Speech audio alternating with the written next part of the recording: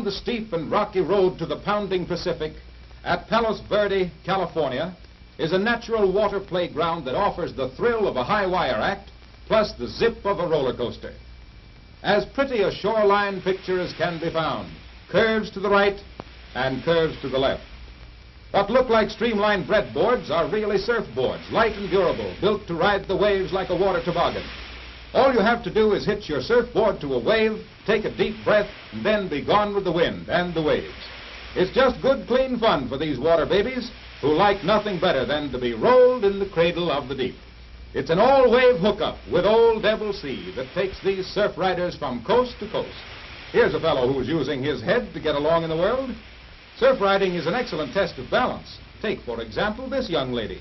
The right wave comes along, and with a bit of knee action, she's on. She's off. She gets her balance. No. The rolling surf does all the work. The idea is simple. Just relax completely. There's a new thrill watching these high-riding surf riders take the crest of the wave, an age-old South Sea custom brought up to date. For landlubbers who want to go down to the sea, there's nothing like an ocean-going ironing board, riding a permanent wave that never loses its curl.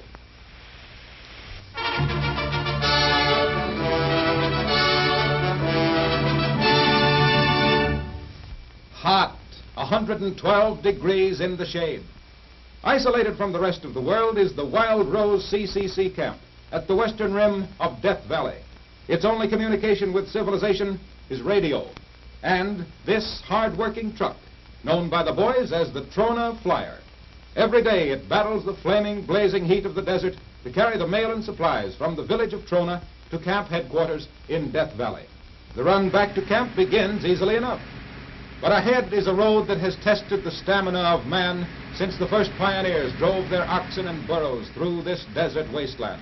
The burning hot dust rises like a tropical storm in the oven-baked hills and valleys, where once men died a death even more horrible than death from thirst. Today, markers warn of the hidden danger of poisoned springs. In Death Valley, only the strong survive. As if the road and heat were not enough, the steepest of mountain grades adds to this torture test. The climb begins. It's an old trick for the Trona Flyer, now nearing a remarkable record of almost 100,000 miles traveled in this relentless climate and landscape. The Flyer speeds by old landmarks, a ghost town, somber relic of forgotten yesterdays, empty roads, silent homes, abandoned stores. But it's home again. 60 miles in 70 minutes. The Flyer is in, and it's good news that travels fast. So drop everything and come a-running. No time for radio, and don't dress for the mailman. There's nothing like a letter from home, or, if it's a special occasion, maybe a package or two. Something like a nice box of creamy chocolates that simply melt in your hands. Help yourself. Take a piece. Take 2 pieces. Oh, take a spoonful.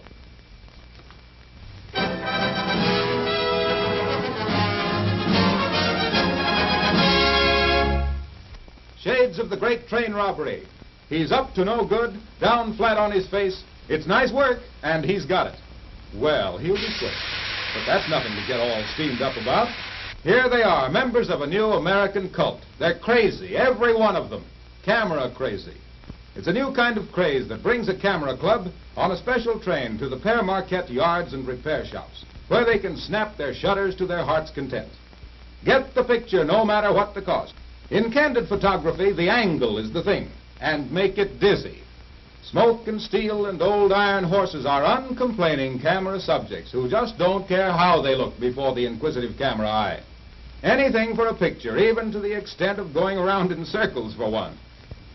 To be a candid cameraman, you've got to be an acrobat, a juggler, and a professional gate crasher. No waiting for the corner drugstore's 24-hour developing service. Not for this demon of the tintypes.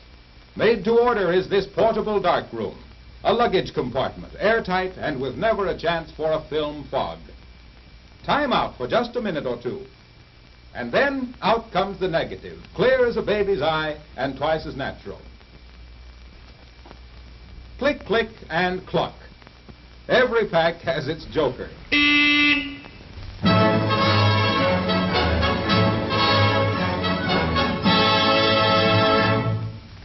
There's gun gunplay going on, and they're loading them, not with lead, but with lead paint. Yes, sir, the police of Elkhart, Indiana, are painting the town. Press this button, and bang goes the first gun. When the driver hears the report, he jams on his brakes, and bang goes the second gun. The stage is set for some novel gunplay in the interest of safety. When they're rolling, the officer beside the driver presses the button. All to prove just how quick is a quick stop. 2 shots and 2 pellets of paint bit the pavement. The distance between the marks shows the driver's reaction time, just how far the car traveled while he was getting his foot down on that brake pedal. 33 feet at 30 miles an hour, and that's about average for driver reaction time. His braking efficiency, excellent, gauged by the distance from the last paint splash to the front bumper. For accurately checking the efficiency of a driver and his brakes, it's a bang-up idea.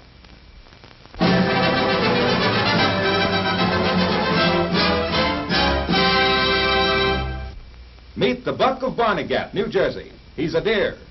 Everywhere that Mama goes, he's got to go, too. Come on, Pete, shake a leg, or Mama spank. Attaboy. Pete is a 3-year-old, belonging to the Beckett family. They found this buck in the woods when he was no bigger than a nickel, and he's been a member of the family ever since.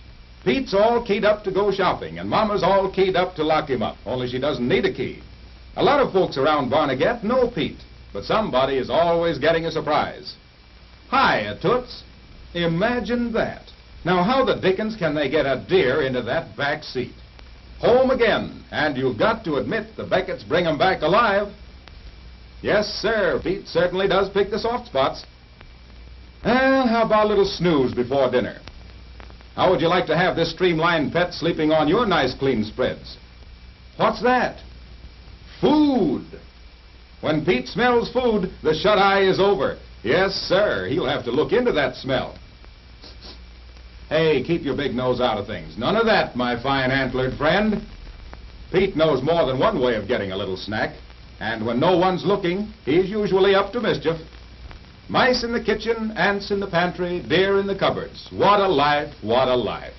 There's nothing bashful about Pete. He's always sticking his nose into something. Deer is never out of season in the Beckett home. In fact, the Becketts are one family that has venison at every meal. Well, this certainly beats getting your antlers up over somebody's mantle.